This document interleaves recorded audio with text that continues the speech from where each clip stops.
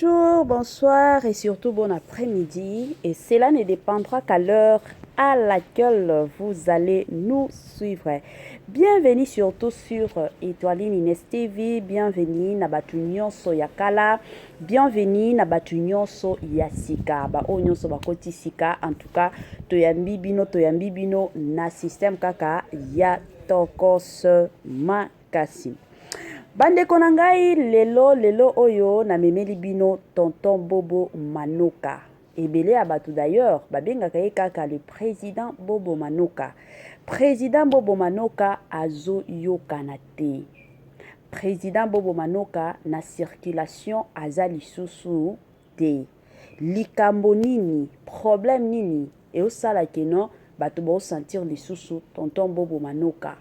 Atiki makambo ya théâtre to eza ndenge nini bandeko nanga eza ya kobeba avant tokota na mwa mozindo ya makambo na biso avant tokota ka ndenge boyebi biso tokotaka mpenza na mozindo ya makambo nyonso ekozala bien nanu na ya kosensibiliser bato toyebi ke chaque fois que tosalaka bémission bandeko nanga ebele ya bato bakotaka sika eza na bato mosusu bayebi na bango ke non soki nakoti na chaîne oyo nasepeli na ndenge bazo travailler baosala bémission na bango na s'abonner mais za na bato mosusu bayebaka na bango te yango toyaka toujours et encore ko sensibiliser bango.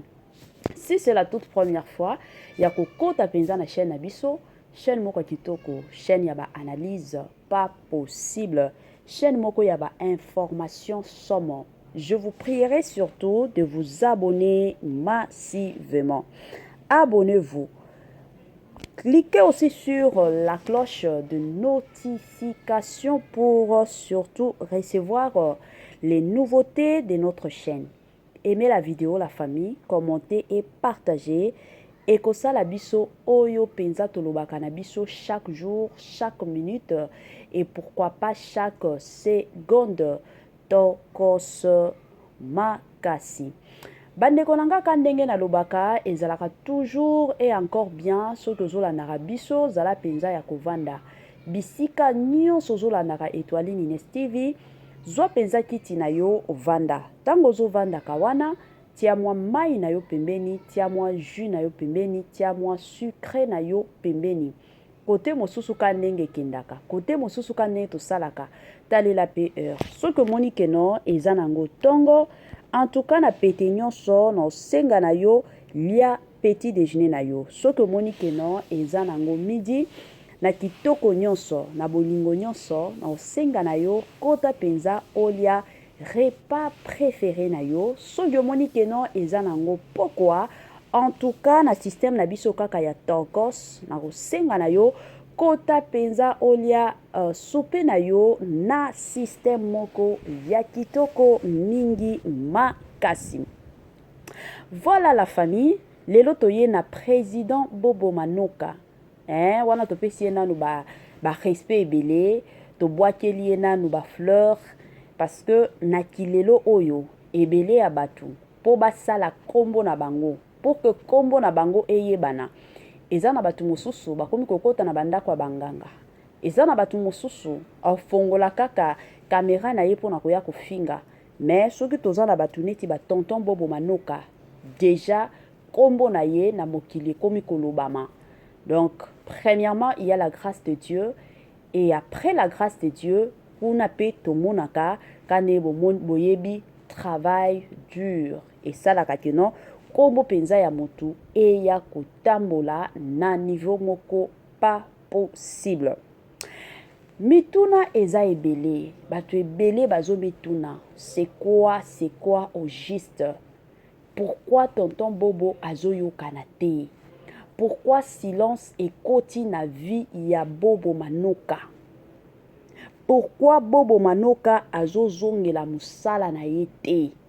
Avandi na ye kaka poto avandi nde kovanda eza nini ba raison eza nini bato ebele bazomituna kandenge boyebi biso musala na biso tozalaka ba intermédiaire donc soki ya koloba eza makambo oyo bino il faut bolobela comédien na bino moyen bayoka bino eza te tango biso toyaka message na biso ekomaka epai ya mokolo makambo Mamae 2024 Gavker to Yelibino solution. Pour n'a pas problème ya trompe, fibrome, myome, kyste, règle abondante. Gavker to Zalina solution. Yo oyo kota ménopause atana 65 ans na Gavker oko simba mwana. Ebongo oyo etali fertilité masculine. Ma papa to bossani binoté, faiblesse sexuelle, éjaculation précoce, insuffisance des spermes, topé agrandissement de pénis. Posaya mwasi et kimayo, kimobali et télémaka bien te. Awa,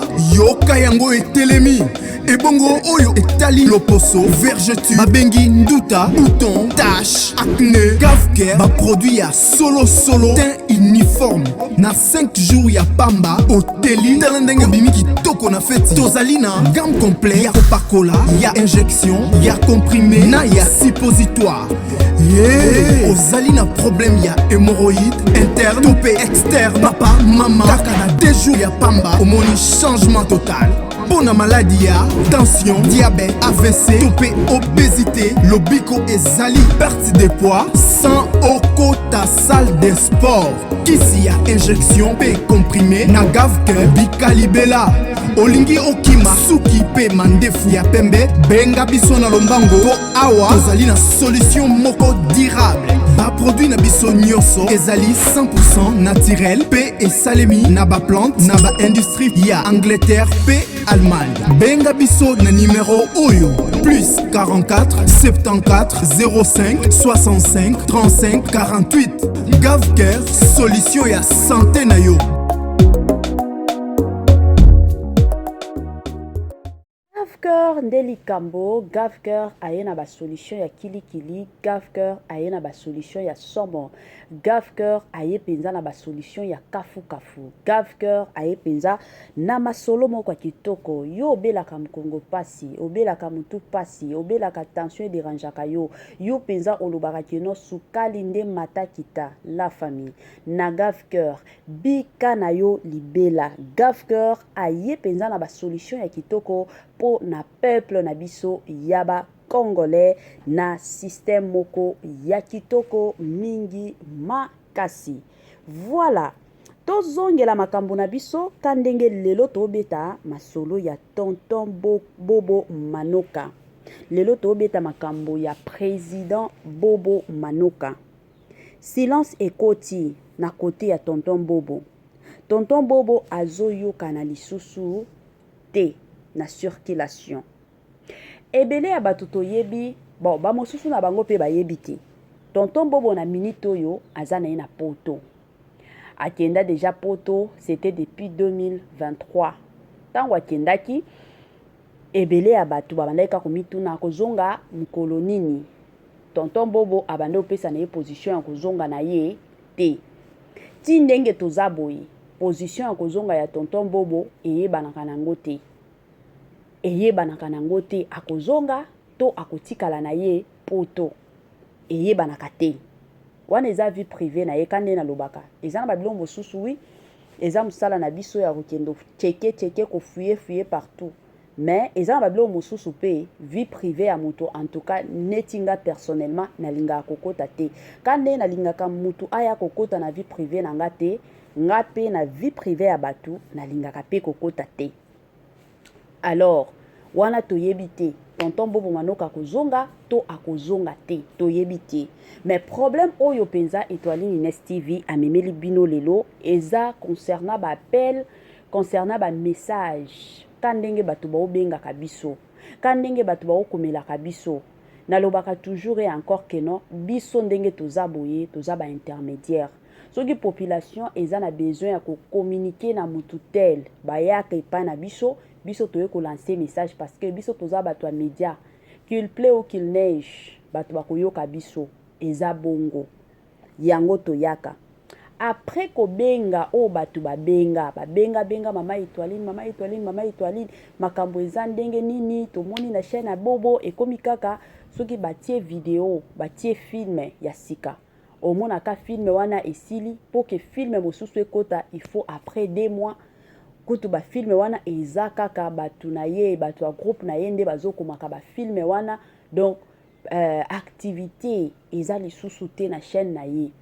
tomona ye te ata kutu ndenge ezalaka o ata na page na ye ya Facebook mosusu akoti ata live. Donc signe penza eza te, tomona calme ya makasi na kote na ye. Eza nini ezoleka yango bato bazotuna. Yango nga pe na ye ka ndenge boyebi la famille nga na yaka intermédiaire ya sur ya tongo na ye epa ya papa Bobo Manuka, tonton na biso international. Tonton Bobo, population eleli olobi nini?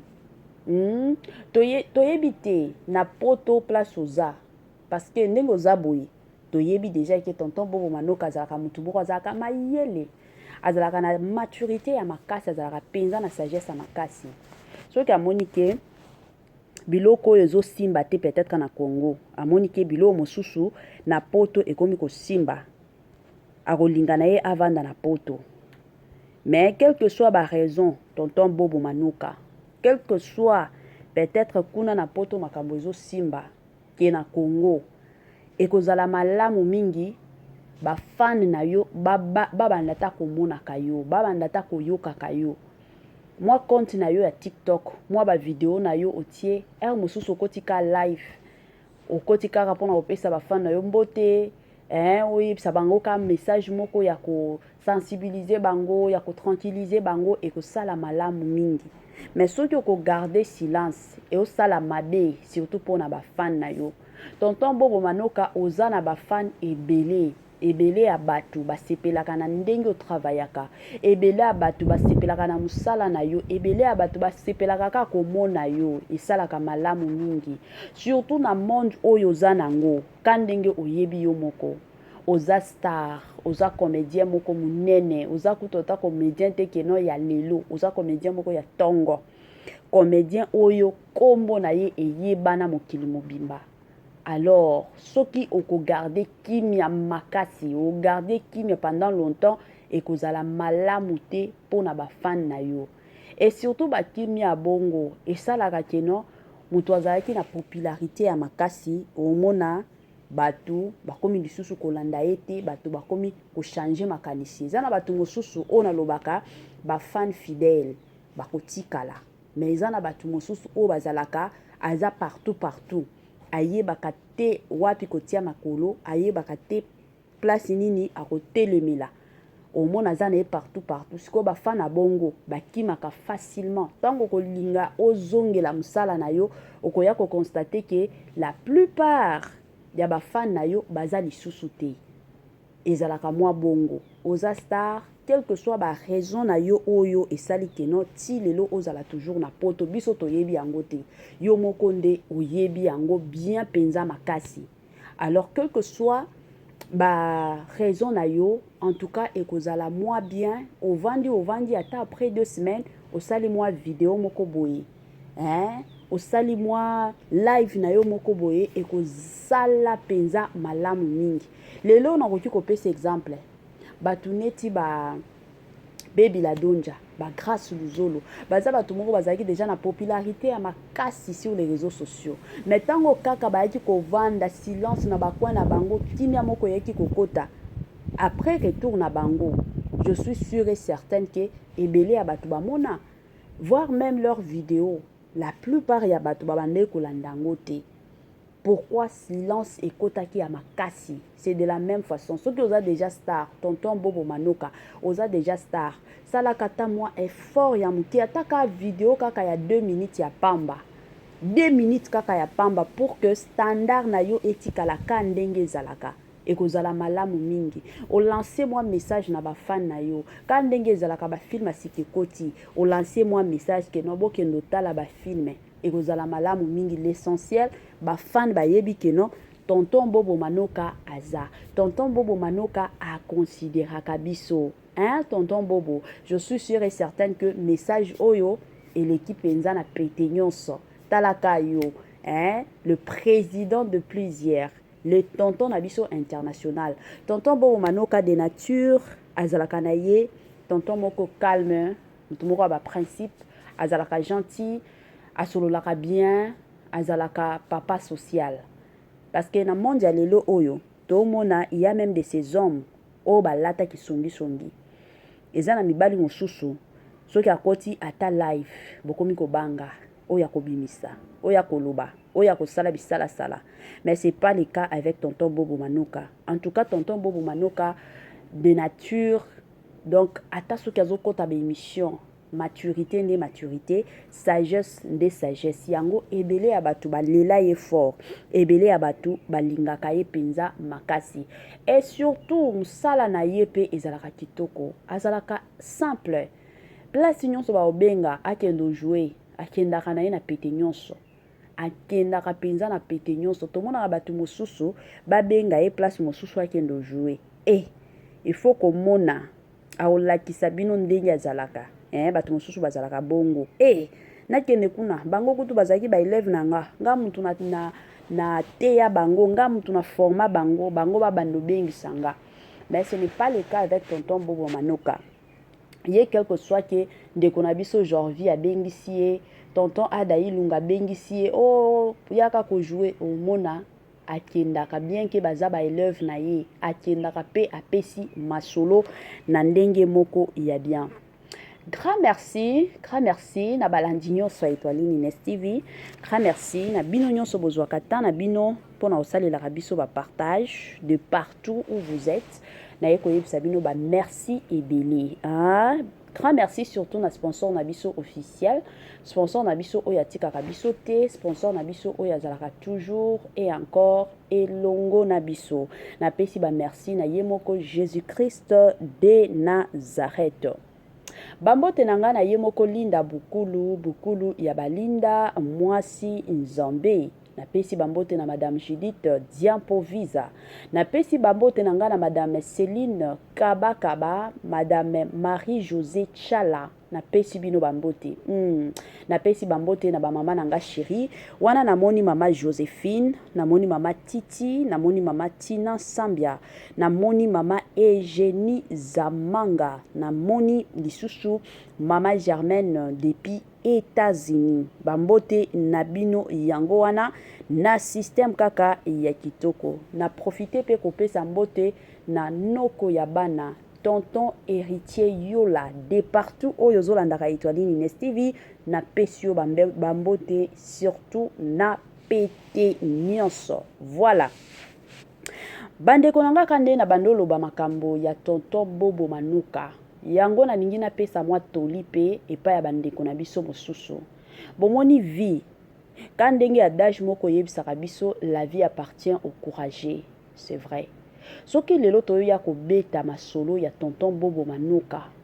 Toya penza ko beta lisolo lelo na kombo na ye. Soki lelo kombo ya tonton Bobo Manoka eye ko yebana na mokili mobimba. La famille eza travail dur na ye. Et Dédé aussi alingaki musala na ye. Alingaki musala. Il y a de ces personnes ba travaillaka dur mais balinga musala te. A travailler dur peut-être pour impressionner ba boss na ye. Azana besoin ko impressionner mokili. Yango esalaka ke batu mosusu bomona keno oyo penza azo travailler dur mais azo kende bisika mokote. Na ye ko encourager yo. Musala nyonso oyo salaka. Premièrement, ce que vous avez besoin d'avancement ya musala. Ce que vous avez besoin que musala na yo wana ezala etombola yo pe likolo. Linga nanu musala. Linga premièrement musala. Ezana batu mosusu pour qu'à travailler dur, il faut mbongo ezala ebele. Il y a même d'autres personnes ata mbongo eza ebele. Azata kunate.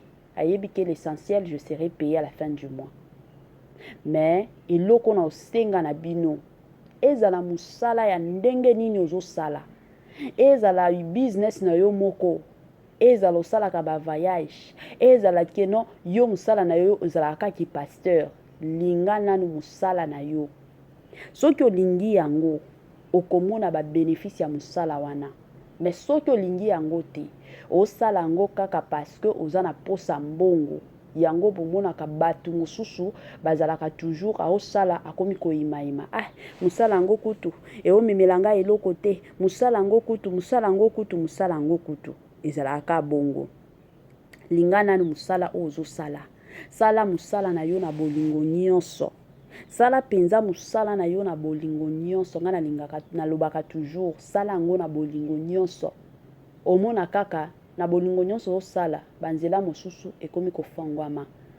Lelo oyo na mboka na biso ezalaka na mboka na biso ezala ba mboka mosusu eza na bato ebele bakoma ko voyager ka na nzela misala na bango. Bato ebele bakoma ko beta bapoto batakita na nzela misala na bango. Oyo kutu na membre ata moko ya famille na bango akota poto. Mais ye akomi kokota na nzela nini ya musala. Ezaka ba comédien te. Ezaka ba comédien te la famille batu mosusu ba voyager na nzela ya misala na bango. Musala kaka ekomi ko faire voyager ye. Musala kaka ekomi ko kotisa ye na ba connexion moko boye oyo kutu ye moko arriva te. Pourquoi? Parce que asala musala na ye na bolingo nyonso, asala musala na ye na motema na ye nyonso. Mutu nyonso dans la vie azalaka besoin na mbongo. Mais linga nanu musala na yo oyo ozosala, tia nanu musala na yo liboso. Sala yango nanu na bolingo nyonso. Tango kosala bongo, en tout cas ndeko nanga, yo moko okoyaka kopesa jour mosusu mama Etoiline Ines TV ba raison. Oloba mama Etoiline olobaki penza makambo ya solo, olobaki penza makambo ya solo ezalaka bongo. Mais soki osala na yo kaka tika na sala. Fin du mois bafuta nga kaka. Batu mosusu bazalaka ta soki bafuta ye mbongo ebele.